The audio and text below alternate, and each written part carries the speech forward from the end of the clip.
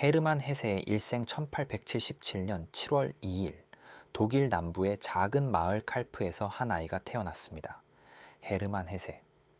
그는 훗날 노벨 문학상을 받는 위대한 작가가 되지만 그의 어린 시절은 억압과 반항으로 점철되어 있었습니다. 헤세의 집안은 독실한 개신교 가정이었습니다. 할아버지와 아버지 모두 선교사였고 어머니 역시 선교사 집안 출신이었습니다. 집안에는 종교적 분위기가 짙게 깔려 있었습니다. 기도와 성경 읽기, 엄격한 규율이 일상이었습니다. 어린 해세에게 이 환경은 숨막히는 것이었습니다. 해세는 유난히 예민하고 감수성이 풍부한 아이였습니다. 그는 자연을 사랑했습니다. 숲을 거닐고 새소리를 듣고 나비를 관찰하는 것을 좋아했습니다. 하지만 부모는 그런 아들이 걱정스러웠습니다. 그들은 해세가 경건한 신학자가 되기를 원했습니다. 1890년 13살의 해세는 마울브론 신학교에 입학했습니다. 이 학교는 엄격하기로 유명한 기숙학교였습니다. 뛰어난 성적으로 입학한 해세였지만 그는 곧 이 학교가 자신에게 감옥과 다름없다는 것을 깨달았습니다. 규율, 복종, 순종, 이 모든 것이 그의 자유로운 영혼을 짓눌렀습니다. 해세는 점점 더 반항적이 되었습니다. 수업에 집중하지 못했고 규칙을 어겼으며 선생님들과 충돌했습니다.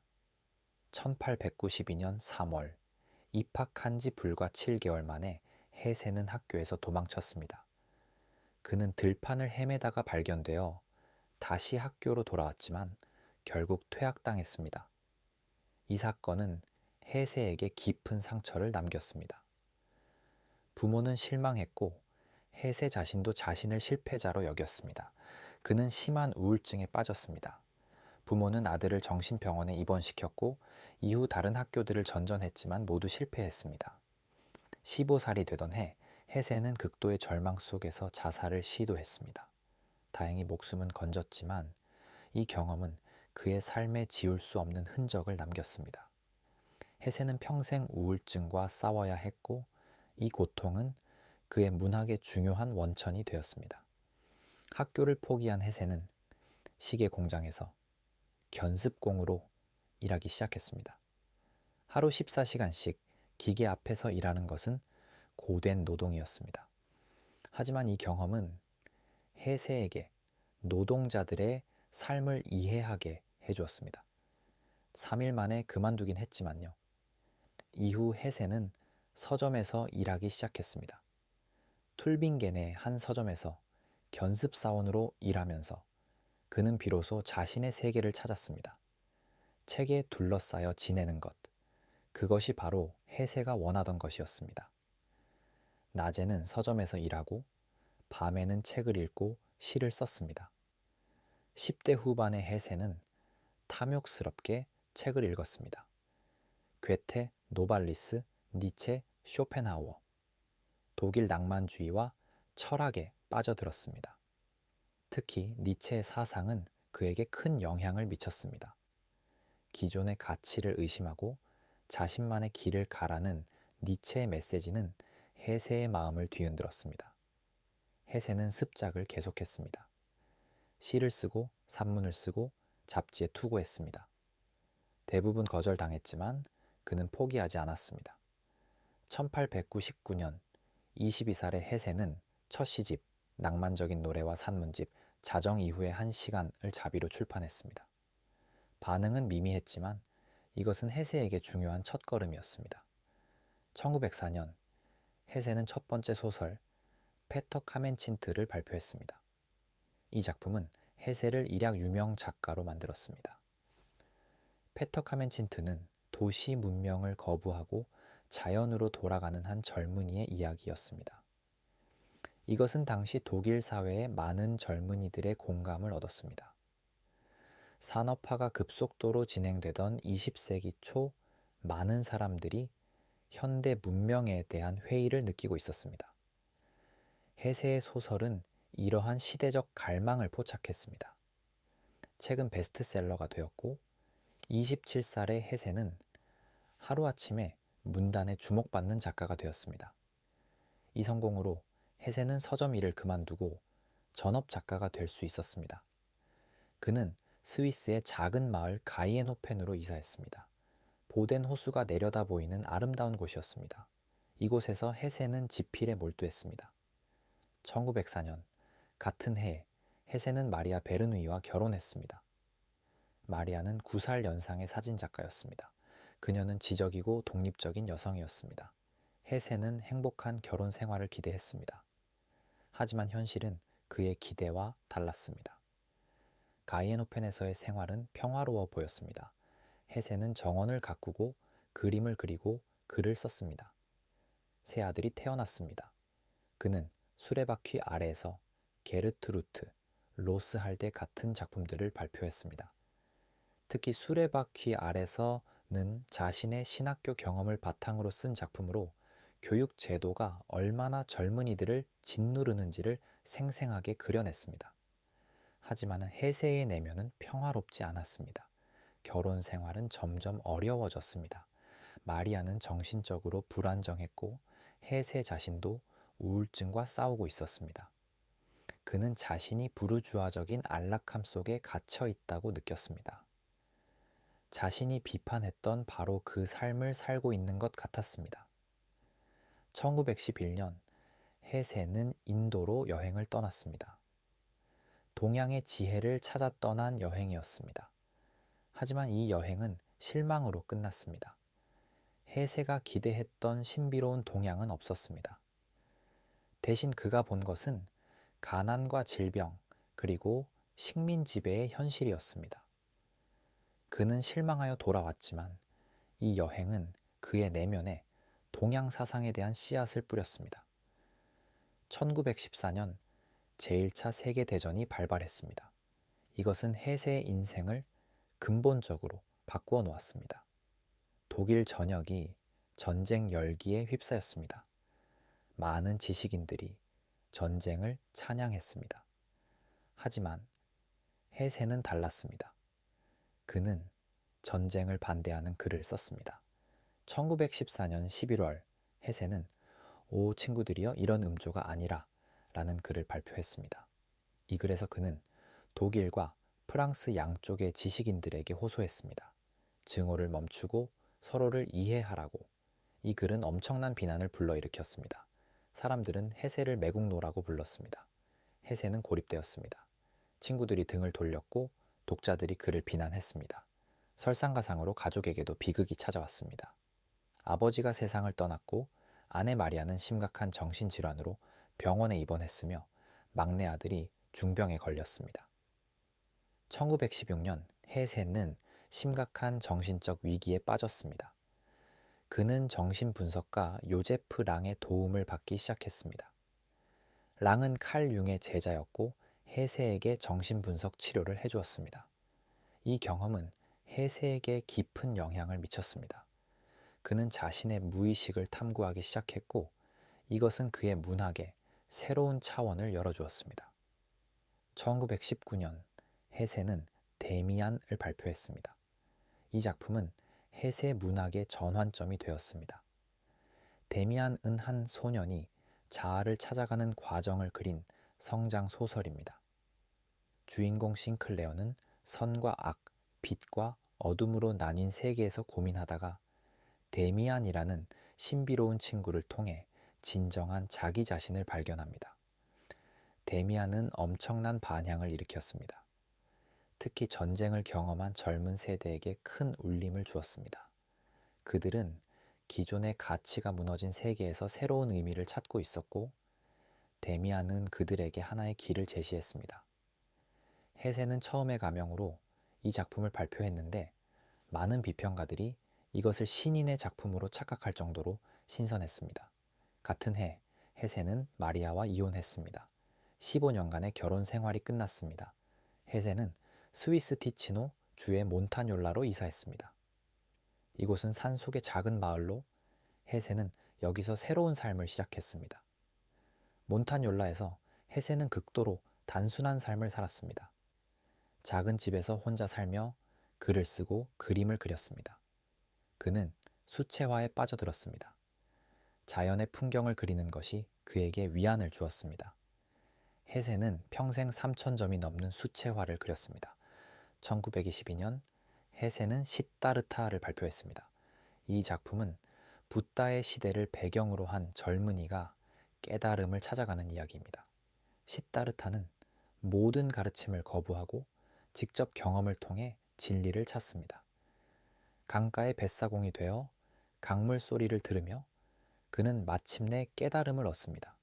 모든 것은 하나이며 모든 것은 영원히 흐른다는 것을. 시타르타는 서양에서 동양 사상을 다룬 가장 아름다운 작품 중 하나로 평가받습니다. 이 작품은 특히 미국에서 큰 인기를 얻었습니다. 1960년대 히피 세대는 시타르타를 성서처럼 읽었습니다. 1924년 해세는 루트 뱅거와 재혼했습니다. 루트는 작가이자 가수였습니다. 하지만 이 결혼도 오래가지 못했습니다. 두 사람은 성격이 너무 달랐고 1927년 결국 이혼했습니다. 해세의 두 번째 결혼 실패는 그에게 또 다른 상처를 남겼습니다. 1927년 50세가 된 해세는 황야의 1위를 발표했습니다. 이것은 해세의 가장 어둡고 절망적인 작품이었습니다. 주인공 하리 할러는 중년의 지식인으로 자신을 인간과 이리의 두 본성을 가진 존재로 여깁니다. 그는 부르주아 사회를 경멸하지만 동시에 그곳에서 완전히 벗어나지도 못합니다. 그는 자살을 고려하지만 신비로운 경험들을 통해 새로운 가능성을 발견합니다. 황야의 1위는 출판 당시 많은 논란을 일으켰습니다. 너무 어둡고 너무 혼란스럽고 너무 절망적이라는 비판을 받았습니다. 하지만 이 작품은 현대인의 소외와 정신적 위기를 가장 정직하게 그려낸 작품으로 평가받게 되었습니다. 1931년 해세는 니논 돌빈과 세 번째 결혼을 했습니다. 니논은 미술사가였으며 해세보다 14살 어렸습니다. 이번에는 달랐습니다. 니논은 해세를 이해하고 지지해주는 진정한 동반자였습니다. 두 사람은 몬타뇰라를 떠나 카사로사라는 집으로 이사했습니다. 이곳은 루가노 근처의 작은 마을이었고 해세는 여기서 생애 마지막 30년을 보냈습니다. 니논과의 안정된 생활 속에서 해세는 자신의 마지막 걸작에 몰두했습니다. 1932년부터 그는 유리알 유희라는 작품을 쓰기 시작했습니다. 이 작품은 완성까지 무려 11년이 걸렸습니다. 유리알 유희는 해세의 모든 사상과 예술적 성취가 집약된 작품입니다. 이 소설은 먼 미래의 카스탈리엔이라는 지적 공동체를 배경으로 합니다.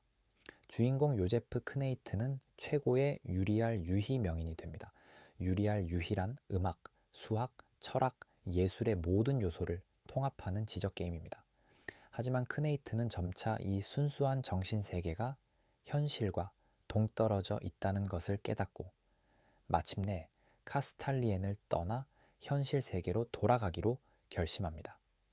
1943년 유리알 유희가 완성되었습니다. 하지만 이 작품을 출판하는 것은 쉽지 않았습니다.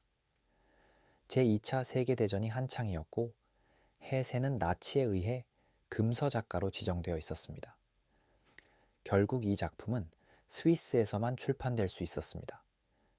해세와 나치의 관계는 복잡했습니다. 해세는 처음부터 나치즘을 비판했습니다. 그는 유대인 작가들을 옹호했고 전체주의를 반대하는 글을 썼습니다. 이 때문에 독일에서 그의 책은 금지되었고 그는 매국노로 낙인 찍혔습니다. 하지만 역설적으로 많은 독일 젊은이들은 해세의 작품을 몰래 읽으며 위안을 얻었습니다. 전쟁 기간 동안 해세는 수많은 편지를 받았습니다. 전선의 군인들, 절망에 빠진 젊은이들, 길을 잃은 사람들이 그에게 편지를 보냈습니다.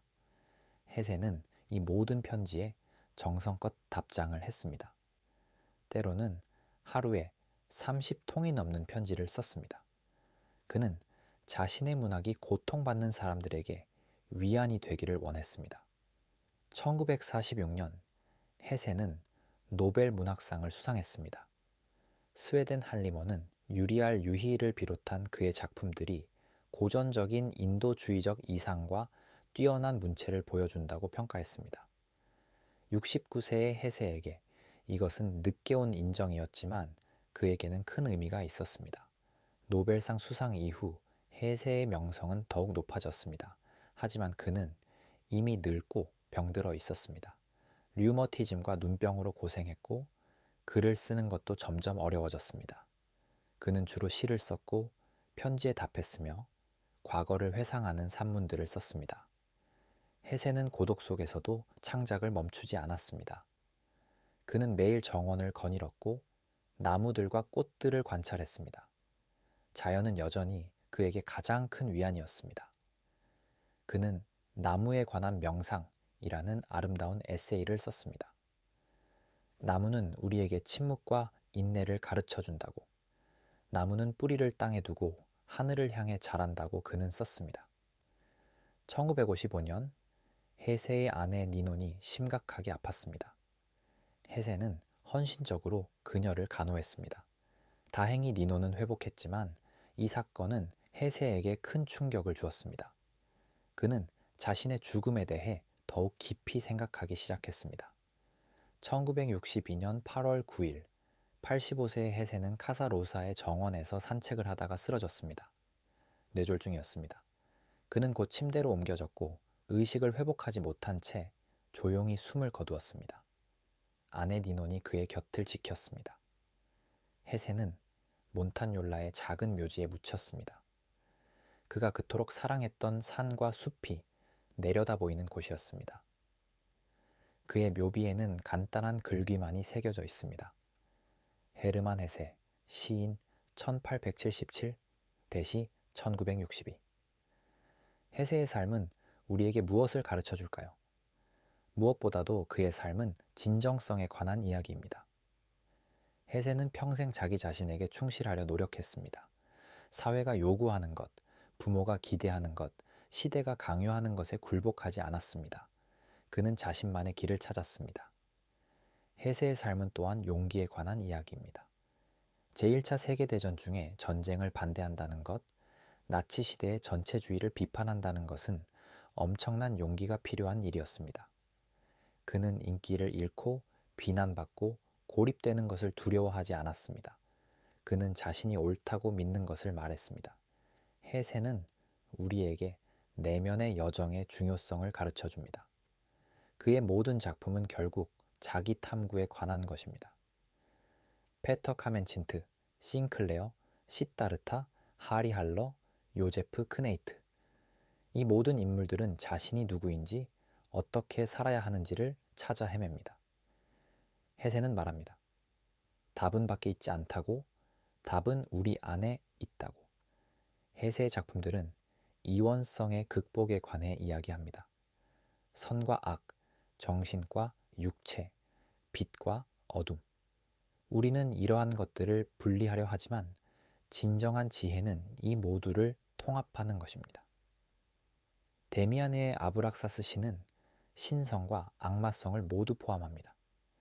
시따르타에서 강물은 모든 소리를 하나의 오음으로 통합합니다. 헤세는 또한 자연의 치유력을 믿었습니다. 그가 인생에서 가장 힘들 때마다 자연은 그에게 위안을 주었습니다. 산책, 정원 가꾸기, 자연 관찰, 이것들은 단순한 취미가 아니라 영혼을 치유하는 행위였습니다. 현대사회에서 우리가 잃어버린 것 중 하나가 바로 자연과의 교감입니다. 헤세의 삶은 예술의 힘을 보여줍니다. 그는 문학뿐만 아니라 회화에서도 위안을 찾았습니다. 창작 행위 자체가 치유였습니다. 우울증과 고통 속에서도 그는 계속 글을 쓰고 그림을 그렸습니다. 예술은 그가 삶을 견디게 해준 힘이었습니다. 헤세는 우리에게 실패를 두려워하지 말라고 가르칩니다. 그는 신학교에서 실패했고, 시계 공장에서 실패했고, 2번의 결혼에서 실패했습니다. 하지만 이 모든 실패들이 그를 더 깊은 인간으로 만들었습니다. 실패는 끝이 아니라 새로운 시작입니다. 그의 삶은 또한 진정한 성공이 무엇인지를 보여줍니다. 해세에게 성공은 베스트셀러를 쓰거나 상을 받는 것이 아니었습니다. 진정한 성공은 자기 자신이 되는 것이었습니다. 데미안에서 그는 이렇게 썼습니다. 새는 알을 깨고 나온다. 알은 새의 세계다. 태어나려는 자는 하나의 세계를 파괴해야 한다.